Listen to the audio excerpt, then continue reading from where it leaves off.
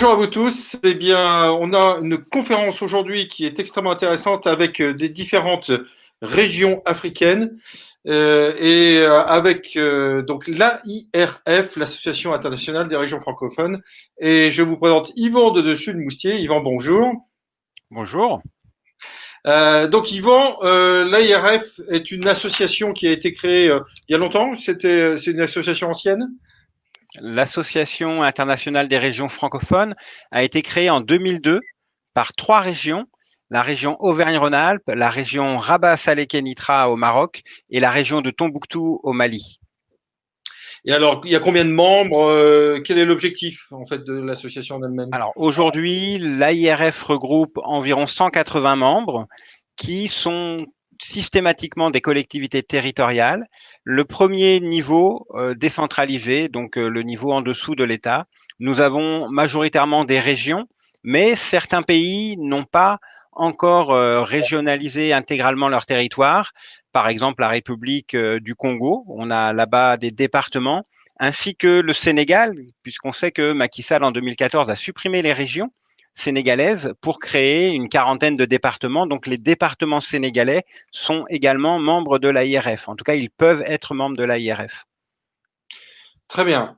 Alors, l'AIRF a une action économique et c'est pour ça que nous avons un peu imaginé ensemble, Yvan, cette conférence, qui est une action qui a pour objectif quoi, de développer économiquement les différentes régions. C'est quoi? C'est de la coopération?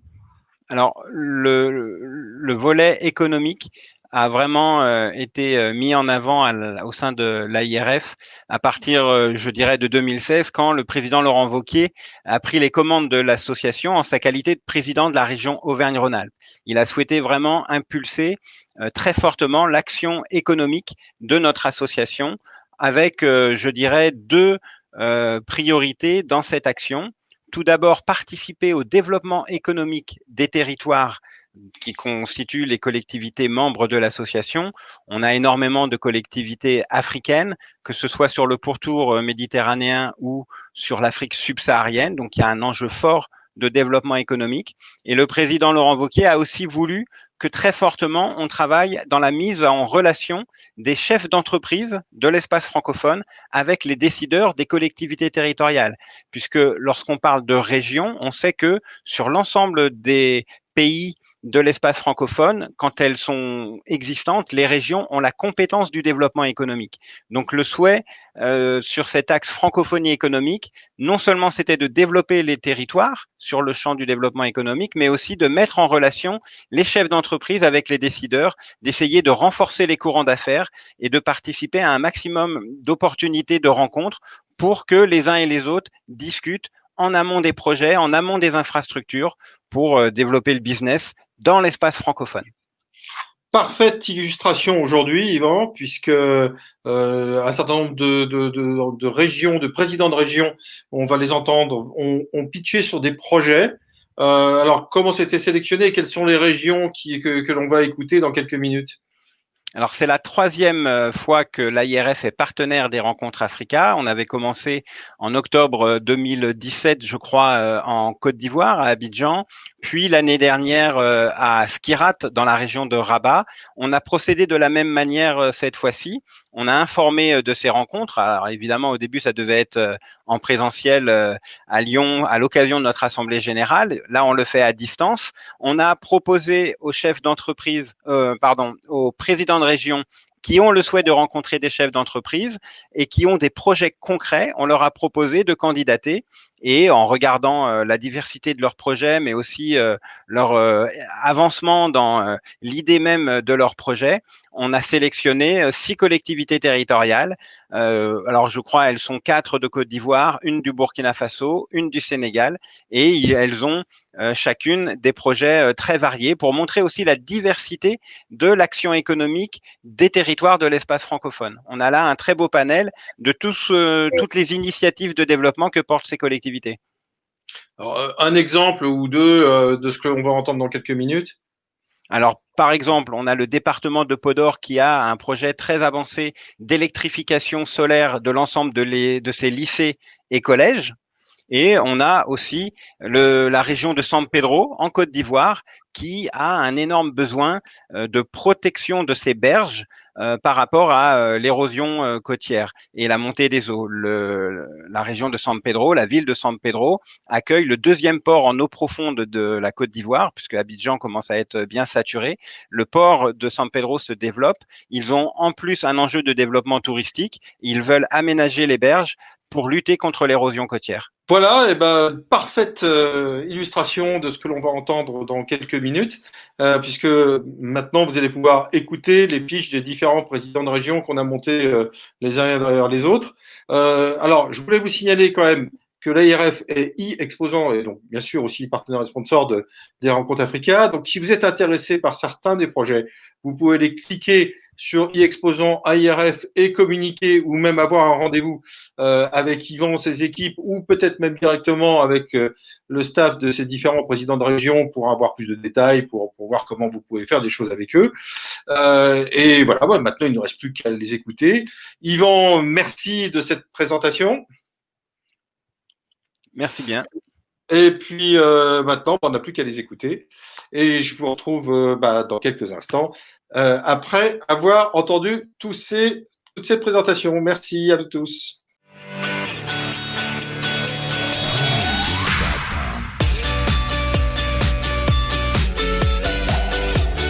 Mesdames et messieurs, bonjour. Je suis Donatien Begré, président de la région de San Pedro.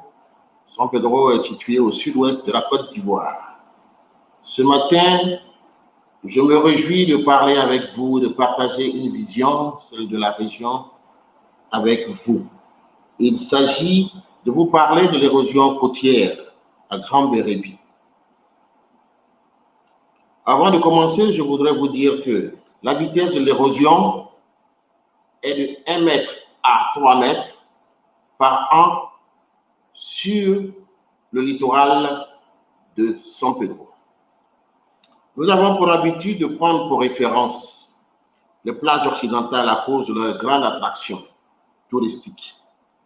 Mais je voudrais vous dire aussi qu'il existe de belles plages chatoyantes, notamment en Côte d'Ivoire et surtout dans notre belle région de San Pedro et plus précisément à Grand Bérébi dont je vous parlerai.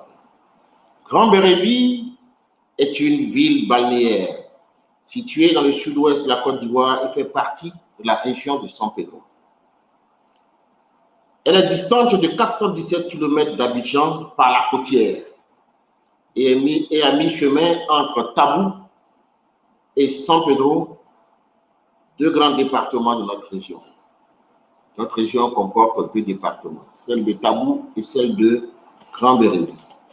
C'est important de signaler que la région a une porte ouverte sur l'océan Atlantique. Nous poursuivons pour dire que la création du port de San Pedro a réduit la rate d'embarquement de bois de brume et des plaquages en un espace de pêche artisanale important négativement pour l'économie de la ville de Grand Bérébi. Sans compter le phénomène de l'érosion côtière auquel est sujet le port de pêche débarcadère de Grand Bérébi, à l'instar du littoral ivoirien qui se trouve fortement érodé. Le présent projet, que nous appelons protection contre l'érosion côtière et modernisation du port de pêche de Grand Bérébi. Ce projet s'inscrit dans la lutte contre l'érosion côtière et vise à protéger les ouvrages, à aménager le littoral et à relancer l'économie de la ville du Grand Bérébi. La région de San Pedro, consciente des défis posés par l'érosion côtière, notamment dans la ville de Grand Bérébi, est entièrement impliquée dans ce projet car elle reste convaincue qu'il existe des solutions pour pallier à cet état de fait. Plusieurs études ont relevé la valeur stratégique du littoral ivoirien et la nécessité de le préserver. Ces études préconisent la prise d'initiatives fortes et l'adoption d'un programme d'investissement afin de protéger le littoral de la région de San Pedro en permettant au débarcadère de Grand Bérébi de se moderniser et de devenir ainsi un véritable port de pêche. À ce niveau du projet, 3 problématiques se posent à tous. La première, la lutte contre l'érosion côtière. Il s'agira alors pour nous de mener des actions afin de renforcer la capacité de lutte contre l'érosion côtière au port de Grand Bérébi dans le cadre d'un programme d'investissement par l'érection d'une digue de protection et d'accostage sur la berge du débarcadère. Il nous faudra également assurer la mise en œuvre des terrains situés le long du littoral. Nous devons également offrir aux usagers du débarcadère de Grand Bérébi des infrastructures et équipements sécurisés de qualité pour la modernisation des activités de pêche. Il va falloir permettre au port de pêche de Grand Bérébi d'accroître sa capacité de production en produits marins. Nous devons enfin développer l'écotourisme et enfin trouver des partenaires financiers à qui adresser les requêtes de financement de ces outils de protection. Diapos 7 et 8. La seconde problématique qui se pose à nous se situe au niveau de la modernisation du débarcadère de Grand Bérébi. Il s'agira de passer du débarcadère actuel à la création d'un véritable port de pêche par les ouvrages suivants. Par la construction d'un quai, par l'approfondissement du tirant d'eau, la construction d'un hangar de tri et de vente de poissons, la construction d'entrepôts de stockage et de réfrigération et, enfin, la construction d'un espace de mariage. Ces infrastructures mises en place nous amènent vers la troisième problématique qui se situe au niveau des activités découlant de la modernisation du débarcadère de Grand Bérébi. Il s'agit alors du développement de l'écotourisme. Il est important de développer l'écotourisme et de mettre en place une organisation. Il convient donc mesdames et messieurs, il convient donc d'aménager des plages vierges pour favoriser l'écotourisme. Il convient aussi de développer le sport nautique. Il convient alors d'organiser des ateliers de sensibilisation des populations et autorités locales sur le phénomène de l'érosion côtière. Nous devrons aussi mettre en place un comité de gestion intégré du littoral de San Pedro. Mesdames et messieurs, la création également d'un port de plaisance constituera un catalyseur dans l'admission de Grand Bérébi au club des plus belles baies du monde. Il faut préciser que la région de San Pedro, dans le cadre de sa coopération avec la région de Souss Massa au Maroc, a postulé pour être membre du club des plus belles baies du monde. Diapo 9 et 10. Le coût estimatif du projet de lutte contre l'érosion côtière et de modernisation du port de pêche de Grand Bérébi est de 4 50 229 €, soit 2 652 900 000 CFA. Nous souhaitons démarrer ce projet dans le courant du premier trimestre 2021 selon un chronogramme de prospection que nous élaborerons bien entendu avec les partenaires financiers et techniques que nous aurons à la fin de cet exposé. Diapo 11. Parlant de partenaires, outre les partenaires financiers privés, que sont les institutions de financement de projets de développement, nous recherchons également des partenaires techniques qui sont spécialistes dans les domaines des ouvrages de protection maritime, dans le bâtiment, dans la logistique portuaire et bien évidemment des partenaires qui opèrent dans le domaine du tourisme et de l'écotourisme. Nous souhaitons, avant tout, un partenariat gagnant-gagnant, car les opportunités d'investissement sont nombreuses et nous invitons à venir à cette belle aventure. Que dis-je? Nous vous invitons à venir participer à cette belle aventure. Nous vous attendons dans notre belle région aux plages chatoyantes, parce que San Pedro, c'est la Côte d'Ivoire de demain. Côte San Pedro, il y a beaucoup d'investissements à faire et la région de San Pedro, que j'ai l'honneur de présider, est prête à vous accompagner. San Pedro, terre d'abondance, San Pedro, terre de rêve, je vous remercie.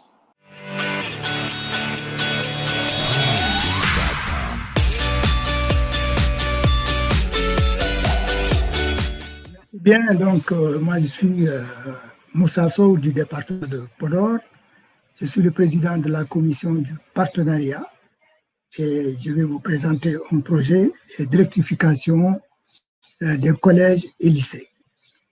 Le département de Podor est une collectivité territoriale qui se situe au nord du Sénégal, qui fait frontière avec la Mauritanie et également avec le département voisin qui s'appelle le département de Matam et le département de Dagana de la même région. Le nombre de collèges et lycées que nous voulons électrifier, c'est 24 lycées et collèges. Pratiquement, nous avons 58 collèges et dans ces 58 collèges, le nombre de collèges électrifiés est de 25 dans une partie du département de Podor qui s'appelle l'IEF, c'est l'institution académique qui est de l'éducation et de la formation. Et l'autre partie, c'est l'IEF de Pété, qui comprend 12 collèges. Et au total, il y a donc 37 collèges qui sont électrifiés et il y a 11 non électrifiés dans le département de Podor et 10 dans le département, dans la partie qu'on appelle l'IEF de Pété. Au niveau des lycées, nous avons 13 lycées de l'IEF de Podor et 8 lycées de l'IEF de Pété. Et ça fait 21. Alors, il y a 0 donc, lycée qui n'a pas d'électricité dans l'IEF de Podor et 4 dans l'IEF de Pété. Donc, au total, nous avons, comme nous l'avons dit tout à l'heure, 24 collèges et lycées qui n'ont pas d'électricité. Alors, nous avons pensé que l'électrification solaire convient mieux au niveau des lycées et des collèges, d'autant plus que c'est une partie du département qui n'est pas assez riche, où les populations ne peuvent pas prendre en charge le coût de l'électricité. Donc, la nécessité de faire une électrification solaire s'impose, dans la mesure où ça peut avoir une durée assez déterminée et que le soleil, en réalité, n'a pas de coût, sauf le coût de l'investissement. Dans ces lycées et collèges, nous avons effectivement soumis une étude à une société belge qui est associée à une société sénégalaise pour nous faire l'étude. Et compte tenu des effectifs au niveau des collèges et lycées, nous avons différencié les types de collèges et lycées en 7, plutôt en 5.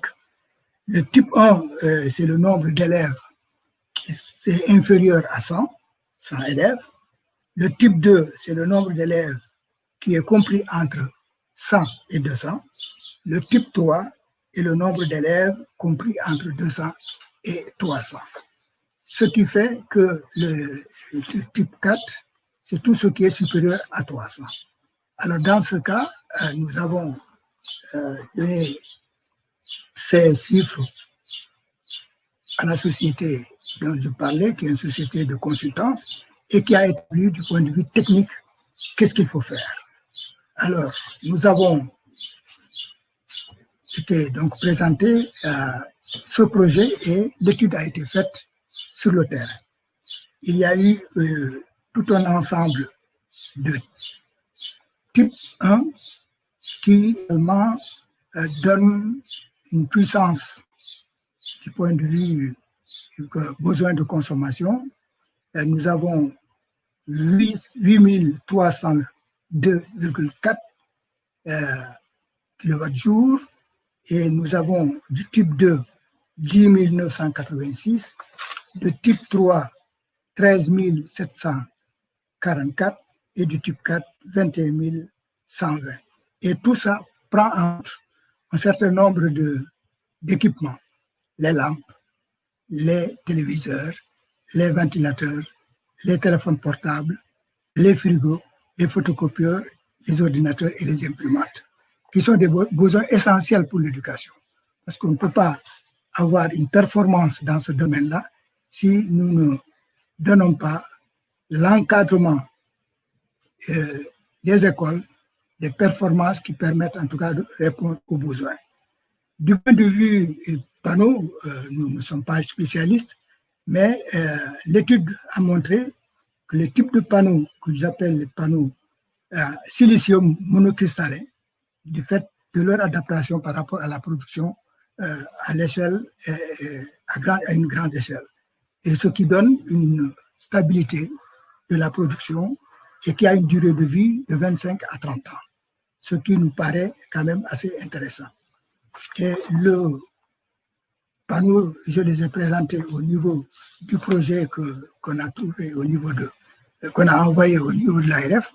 Nous avons également des onduleurs de réseau qui sont des types assez intéressants, en tout cas selon l'étude qui a été faite. Et du point de vue technologique, les batteries aussi sont des batteries adaptées. Bon, c'est du batterie à plomb, acide étanche, comme ils nous ont expliqué, mais c'est les batteries les plus performantes seraient des batteries silicium. Maintenant, c'est à eux de nous convaincre qu'il faut peut-être changer, et nous avons demandé à nos partenaires s'il faut changer et de voir le type de batteries qui peuvent convenir à notre type de société. Et donc, voilà un peu l'étude technique que je survole, parce que je ne suis pas technicien de ce type de technologie, mais au moins, nous avons pensé que c'est des éléments qui peuvent être assez intéressants pour l'électrification dans cette zone, qui peut aussi être une zone test par rapport à d'autres collectivités voisines, telles que à Dagana ou à Matam, ou même au nord, dans la Mauritanie, qui peut être intéressé parce que nous avons le même type de climat. Du point de vue investissement, le coût unitaire pour le type 1 que je viens de décrire tout à l'heure est de 4 896 005. Le type 2, c'est 5 millions, c'est à peu près proportionnel. Le type 3, c'est 7 millions et le type 4 est 9 millions. Au total, nous avons un coût d'investissement prévu de 171 369 562. Voilà un peu le coût d'investissement qu'on appelle le coût CAPEX. Et de ce coût CAPEX, il faudrait ajouter le coût OPEX, qui est le coût de fonctionnement, qui à peu près représente 26% du coût global, c'est-à-dire le coût d'investissement. Ce qui donne exactement un total carrément que je remets ici de l'OPEX, donc voilà, 231 340 000. Le total, ça fait 231 948 900. Donc voilà un peu, grosso modo, le projet d'électrification rurale, et qui est une électrification qui convient aux écoles, qu'on peut toujours améliorer. Et du point de vue de cette situation, nous présentons ce projet comme étant un projet exemple qu'on peut partagé avec les autres partenaires. Le conseil départemental de Podor a dégagé 30% de ce montant et cherche à financer les 70%, ce qui est quand même pour nous assez intéressant du point de vue du développement, car il y aura un impact réel par rapport à la qualité de l'étude, qualité de l'éducation, au niveau de l'éducation, mais il y aura aussi un impact de développement social, parce qu'il n'y a pas que les lycées simplement du point de vue littéraire ou scientifique, mais il y a aussi des lycées techniques. Ces lycées techniques permettent, cette formation technique permet aux élèves d'intervenir de manière adéquate pour répondre aux besoins des populations. Voilà grosso modo, mesdames et messieurs, ramasser le projet d'électrification solaire au niveau du département de Podor, et je vous remercie.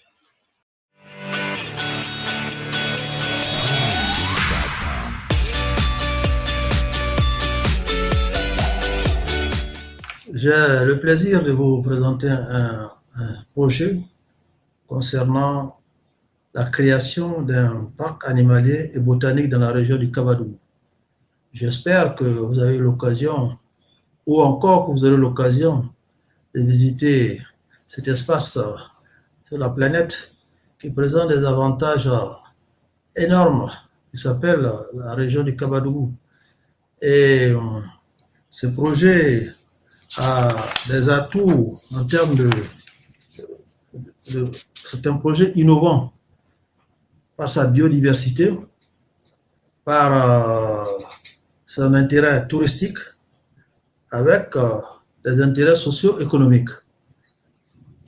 Et ce projet s'inscrit dans un espace de 2000 hectares et qui comprend une végétation, comme je l'ai dit tantôt, il parle de la forêt galerie, la savane herbeuse, la savane arborée, avec des étangs sur la superficie de 2000 hectares.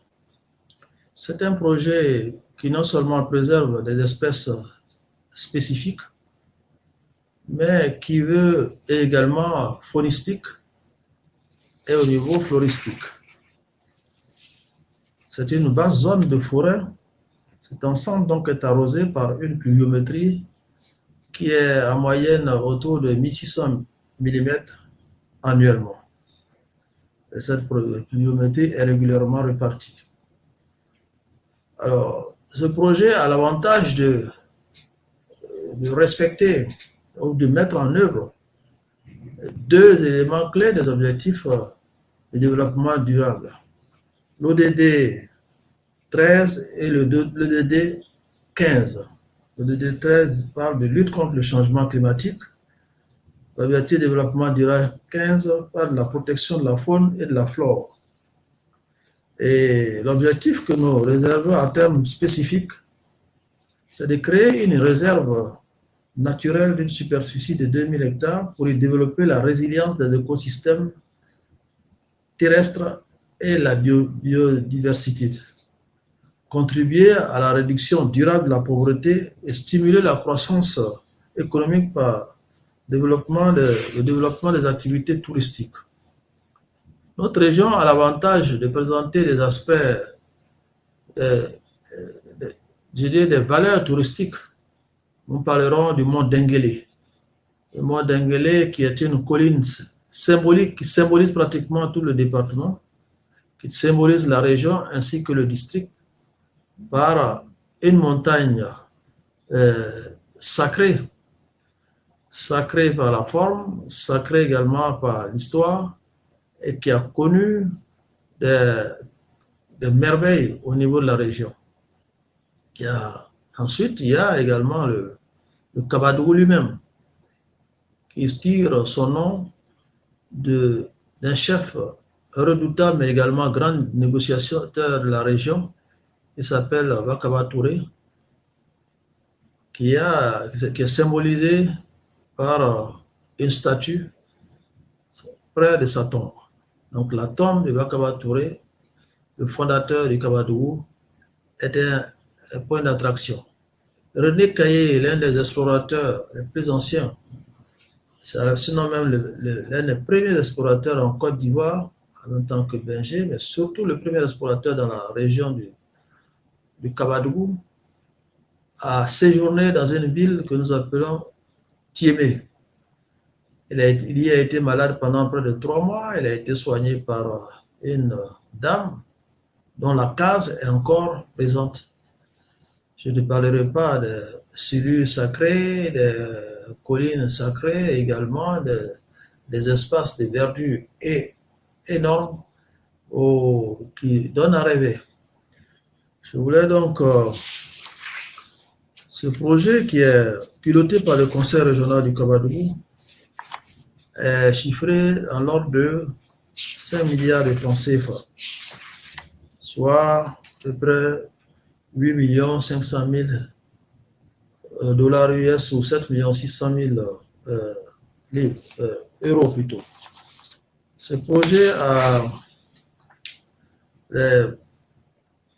10 des effets escomptés. C'est un parc animalier et botanique que nous voulons créer à Béléban. Béléban, c'est l'un des 5 départements de la région du Kabadougou. C'est le département qui fait frontière avec la Guinée et qui présente l'atout d'un cours d'eau naturel avec une belle plage.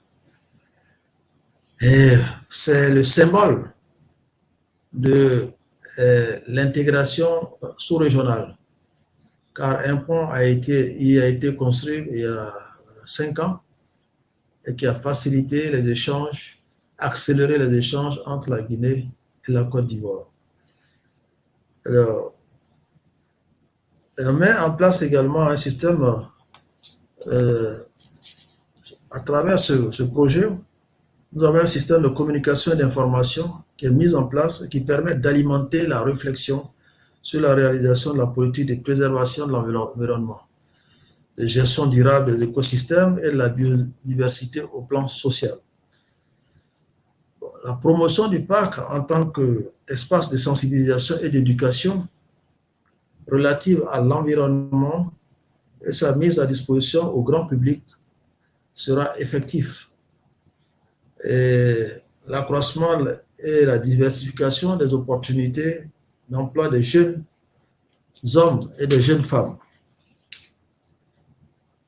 En résumé, il s'agit d'un projet innovant qui va s'inscrire sur un espace de 2000 hectares et qui va faire l'objet de création de pistes de vision, de préservation de l'environnement à la fois naturel, surtout en matière de flore, de faune, et qui permettra également de développer le tourisme, puisque comme à l'entame, on vous l'a dit, il y a des points historiques, il y a des zones culturelles, notamment au niveau des danses traditionnelles, notamment au niveau des pratiques traditionnelles, qui vont créer un environnement attractif, l'objectif étant de faire de notre région une zone touristique. Alors, il va de soi que le montant qui est mis en jeu, l'estimation donc de ce projet nécessite une sorte de solidarité du secteur public avec le secteur privé. Donc, les structures pour les personnes morales ou individuelles qui sont sollicitées pour la mise en œuvre de ce projet autour du conseil régional qui représente l'État décentralisé, c'est le secteur privé national et surtout le secteur privé international, parce que Odiéné est accessible aussi bien par voie routière bitumée, mais également par voie aérienne. Nous avons 2-3 vols par jour et cela permet d'accéder de franchir les 850 km d'un trait en 1 heure de temps. Alors voilà ce que nous sollicitons, c'est un partenariat gagnant-gagnant. Gagnant-gagnant parce que toutes les parties, aussi bien du secteur privé que du secteur public, devraient pouvoir en tirer profit. Un profit à la fois économique, un profit environnemental, un profit social qui se traduira par la fréquentation, l'ouverture vers l'extérieur, l'ouverture vers la Côte d'Ivoire dans toute son entièreté, mais l'ouverture vers l'extérieur afin de mieux découvrir notre région, mais également qui, en deuxième étape, devrait permettre de pouvoir exploiter des industries minières qui sont le cobalt, le manganèse, la plupart des matières premières. Le sol regorge de mines, de produits miniers. Et en termes d'agriculture, nous avons pratiquement 100 000 hectares de bas-fonds qui peuvent être exploités. Donc, au-delà de l'aspect touristique, il y a également la possibilité d'avoir des contacts qui nous permettent d'aller vers des partenariats diversifiés pour renforcer notre collaboration et notre coopération. Bien sûr, la retombée de cet aspect, c'est la retombée d'offres d'emploi. Et surtout, n'oublions pas, l'objectif premier, c'est la préservation de l'environnement et dans le cadre de l'atteinte de l'objectif de développement durable numéro 13 et numéro 15. En termes d'engagement, en un mot, le gouvernement est engagé sur ce projet à travers le conseil régional, j'allais dire plutôt la région. Nous avons mis régulièrement un montant de l'ordre de 10 millions de francs CFA pour les études. Et 10 millions, ça nous amène à peu près à 1500 euros. 1500 euros, 6500 euros, non, 10 000 euros, pardon, 10 000 euros. Et ça, c'est relativement faible. Nous espérons qu'avec le partenariat gagnant-gagnant, nous pourrons acquérir ces 15 000 euros, 15 autres 1 000 euros pour aller vers 30 millions de francs CFA et débuter cette étude avant d'envisager sa réalisation dans le meilleur délai. Je voudrais donc vous remercier et vous inviter à venir dans le Kabadou, un espace paradisiaque en Côte d'Ivoire, dans la zone nord-ouest. Merci beaucoup.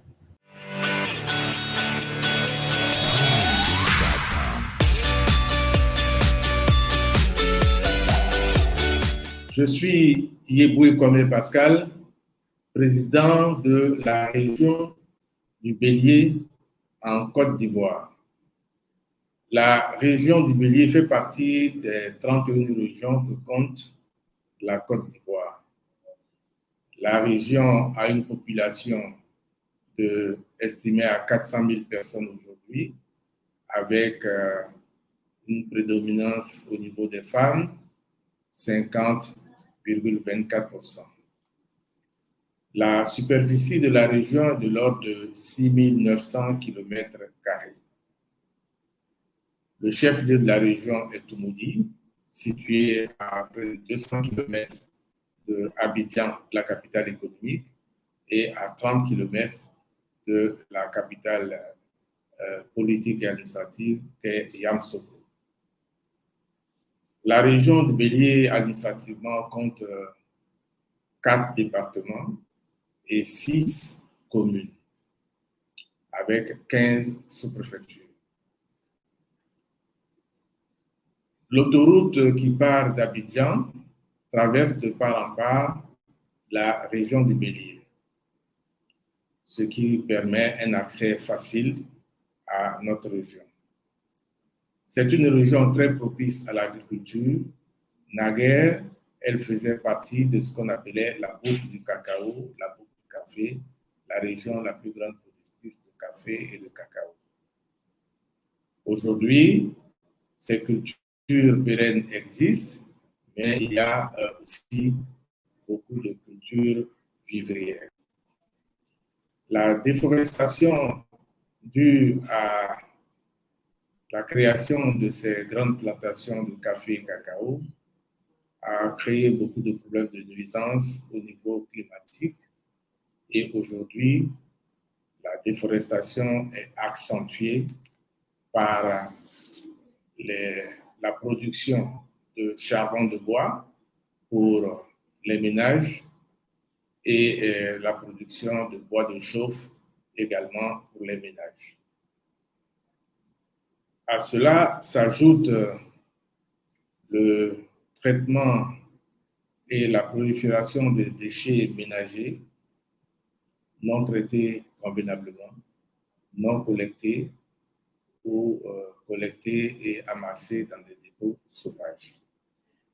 Il se pose donc un problème de collecte, de traitement et de valorisation, aussi bien des déchets ménagers que des déchets, des résidus agricoles et forestiers. Sur le plan sanitaire, vous comprenez bien que ces résidus, ces déchets non traités entraînent la prolifération de mouches domestiques qui sont vecteurs de maladies endémiques telles le palu et la fièvre jaune. La solution que nous préconisons, c'est de traiter et de valoriser ces déchets de toutes sortes en vue de créer des emplois verts, en vue d'accroître la richesse des populations. Comment cela? Il apparaît clairement que le traitement des déchets ménagers pourrait permettre de fabriquer des composts, des engrais naturels non polluants par rapport aux engrais chimiques et donc de permettre aux populations de pouvoir faire l'agriculture dans de meilleures conditions. Il apparaît aussi que le traitement de ces résidus de forestiers et agricoles, tels les cabosses de cacao, les décorticages du café, du riz, tout cela pourrait permettre aussi de fabriquer des briquettes. Des briquettes qui permettraient de donner aux ménages des combustibles de meilleure qualité, non polluants, et donc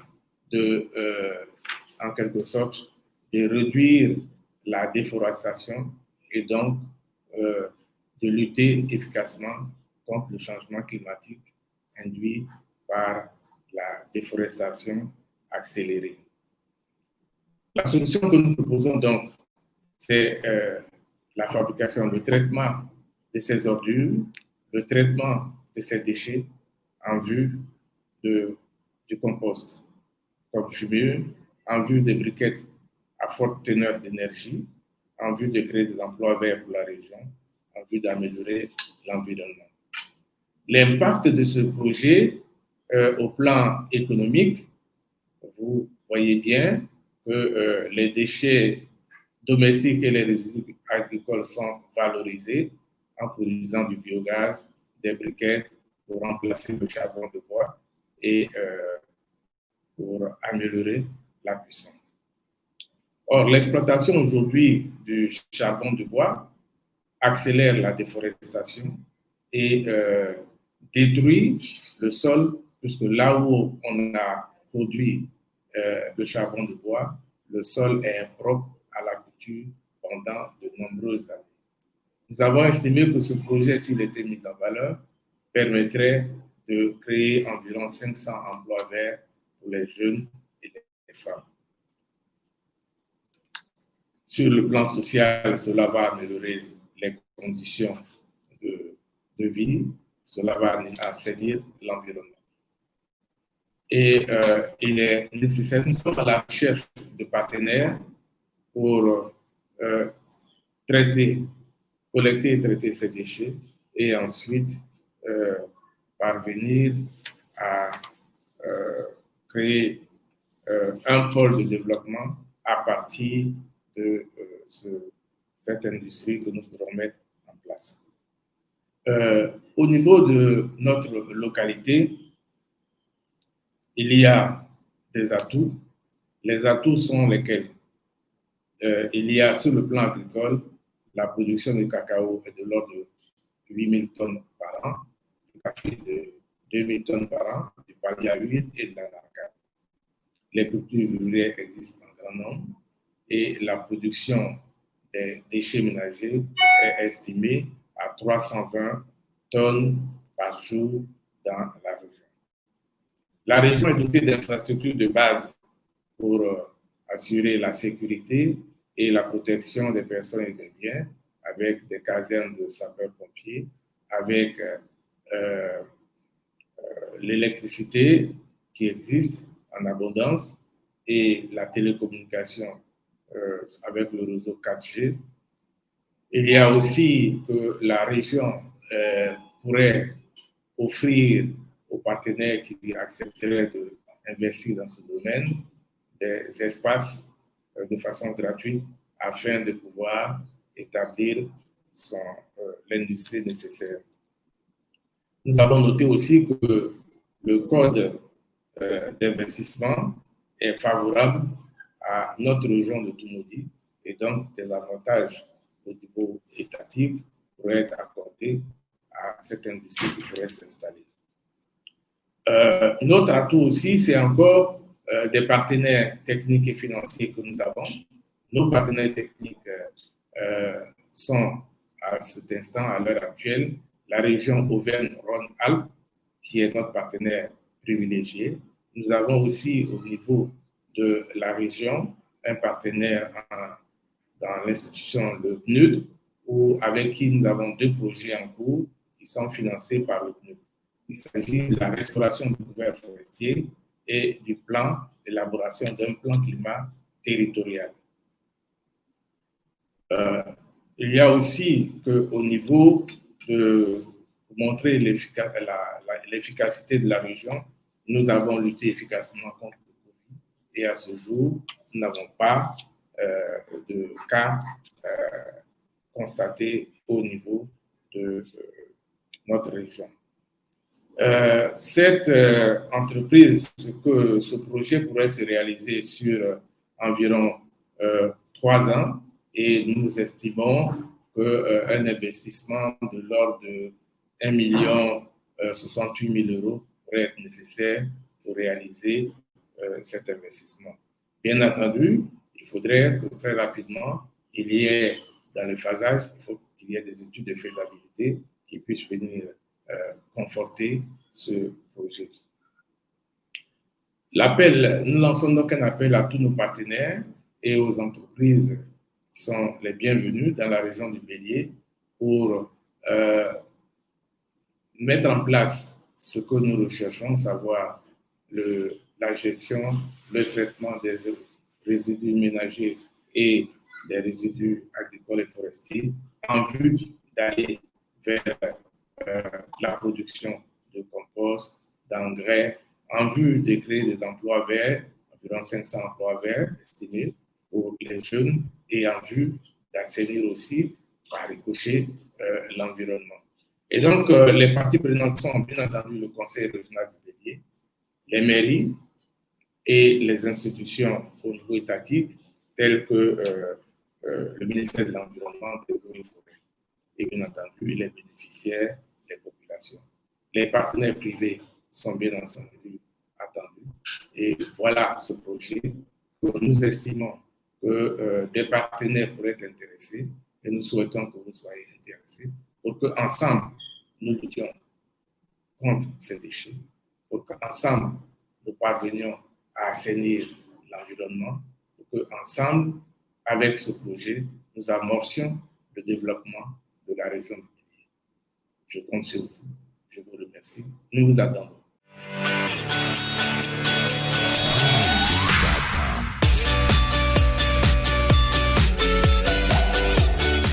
Je voudrais profiter donc de cette opportunité pour remercier l'AIRF qui a initié cette rencontre Africa, et celle-ci concerne bien entendu les présentations de projets aux chefs d'entreprise. Alors, je suis donc le président du conseil régional des Grands Ponts et ce conseil présente un projet qui est la valorisation des berges lagunaires et la promotion du transport fluvio-lagunaire dans la région des Grands Ponts. Mais bien avant, permettez que je présente brièvement notre région. La région des Grands Ponts, qui comporte 3 départements, Dabo, Grand Laou, Jacquesville, Dabo étant le chef-lieu, est une région d'une superficie de 5500 km².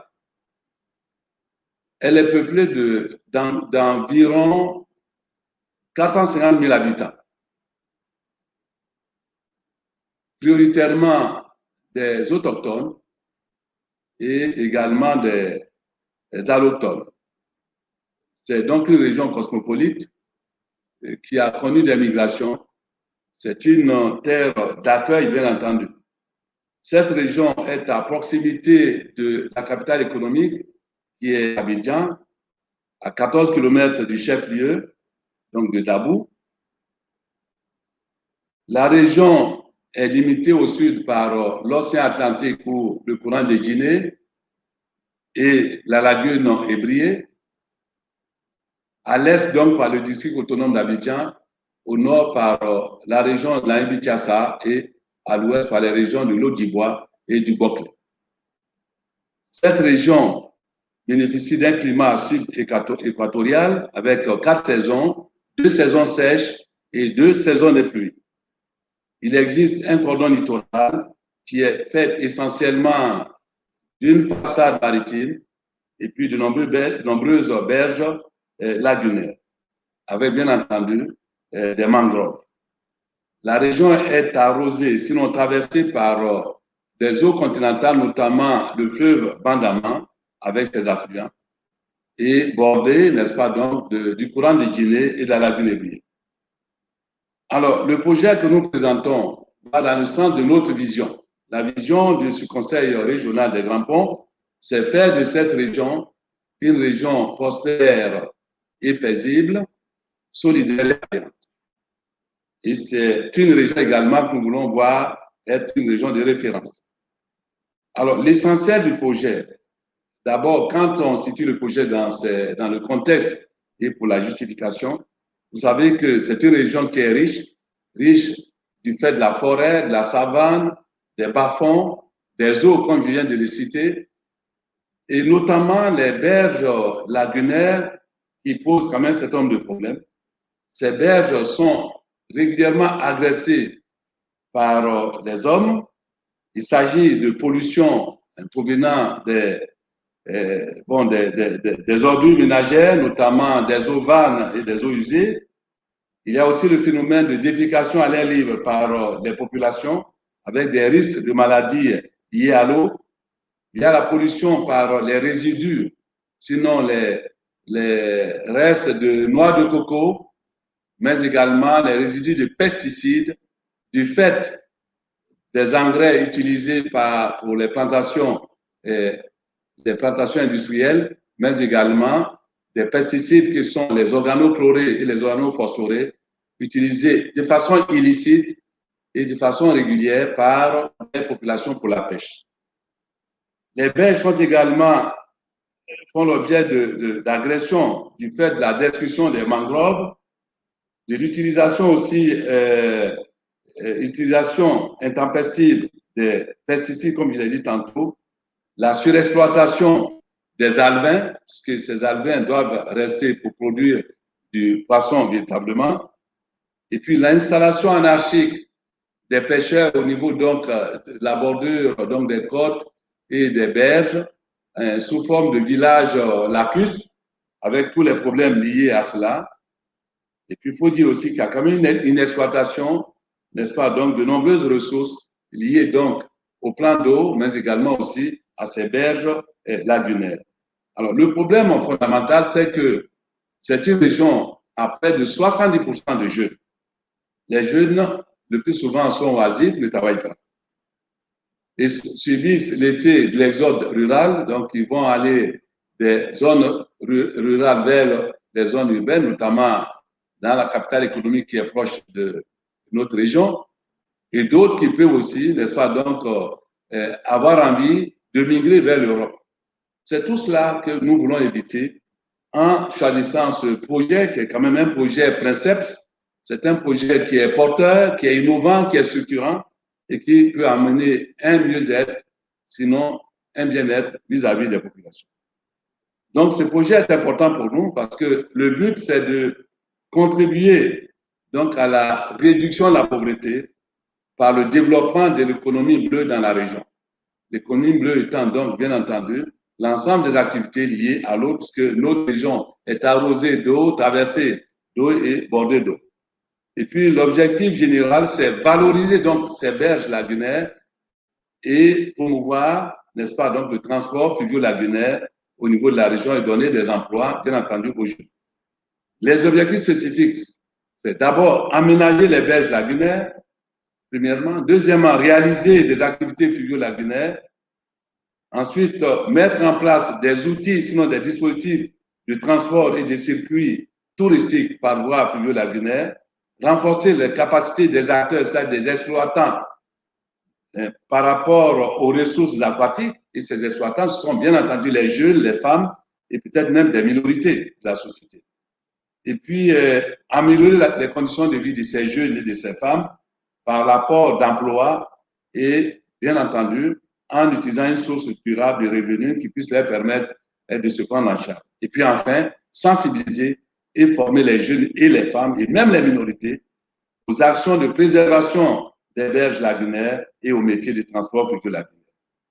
Alors, ceci étant, ce projet, comme je l'ai dit tantôt, a des impacts au niveau social, au niveau environnemental, au niveau économique et au niveau touristique. Et les appuis que nous attendons de ce projet, c'est que au niveau des différents secteurs, notamment le secteur de l'énergie solaire, l'énergie éolienne, le secteur de la dépollution, pour parler donc d'environnement qu'il faut rendre sain, du côté des aménagistes, pour parler d'aménagement donc de ces berges, de la pêche, du transport fluvio-lagunaire, des industries touristiques et sports nautiques et ludiques, puis bien entendu des réceptifs hôteliers qui peuvent aussi permettre donc à cette région de se développer. Mais bien entendu, sans oublier aussi l'école de formation professionnelle en termes de pêche ou en termes de transport fluvio-lagunaire. Alors, il y a beaucoup d'opportunités. Elles sont nombreuses. D'abord, le retour économique, puisque ceux qui vont investir, s'il y a des appuis des bailleurs et des investisseurs, ça va leur permettre aussi d'avoir une plus-value à partir de leur investissement. Il y a aussi le rayonnement de ces industries ou bien de ces partenaires vis-à-vis de ce qu'ils vont apporter, n'est-ce pas, donc à la région, et le rayonnement, bien sûr, aussi la région. Le partage des connaissances et n'est-ce pas, donc, d'expérience de part et d'autre, la mobilité entre partenaires, n'est-ce pas, et la région, et les fils et filles de la région, et puis le transfert de compétences et de technologies. Alors, bien entendu, il y a déjà des marques d'intérêt par rapport donc aux bailleurs, notamment le FEM, le Fonds pour l'environnement mondial, le PNUD, la FAO et l'Occitanie avec laquelle nous avons tissé des liens et une formation. Il y a aussi des partenaires industriels, il y a des financiers qui frappent à nos portes. Alors, l'invitation que je voudrais lancer, c'est d'établir déjà un contact avec nous, soit en passant par la direction des actions sociales culturel et du développement humain avec Madame Lauré, donc du Conseil régional des Grands Ponts, au 07 53 50 58, ou bien par moi-même, par mon mail, Daniel Cess, Daniel, comme vous le savez, le prénom en minuscule, Cess collé, S-E-2-S, @yahoo.fr. Donc, je pense qu'à travers tout ce que je viens de dire, ce qu'il faut retenir pour conclure, c'est que c'est une région qui est riche, riche naturellement, une belle région avec, n'est-ce pas, donc un programme triennal qui est soutenu par le plan stratégique de développement, non seulement national, mais également de la région. Il y a la proximité de la capitale économique qui est Abidjan, et puis il y a de nombreuses vraiment opportunités, de nombreuses opportunités à travers les investissements. Je vous ai parlé du retour économique, de tout ce qu'on peut faire en termes de tourisme, en termes d'environnement, en termes également de transfert de technologies, de rayonnement, et tout cela devait pouvoir encourager, n'est-ce pas, donc les partenaires au développement, les bailleurs de fonds, les industriels à venir s'installer dans notre région, qui est une région, comme je l'ai dit, importante, et non seulement au niveau de la Côte d'Ivoire, mais également au niveau mondial, du fait qu'il y a le parc d'Azani, qui est un parc mondialement connu et reconnu, et qui peut aussi apporter un plus. Donc voilà, en gros, ce que j'avais à dire, en terminant pour dire que en s'installant dans notre région, c'est dans le cadre d'un partenariat win-win, c'est-à-dire gagnant-gagnant. Donc, nous sommes pour qu'il y ait véritablement un retour économique pour les investisseurs et qu'il y ait un rayonnement et que, n'est-ce pas, donc, ça soit un bonheur partagé par tous, aussi bien par nous-mêmes que par les bailleurs.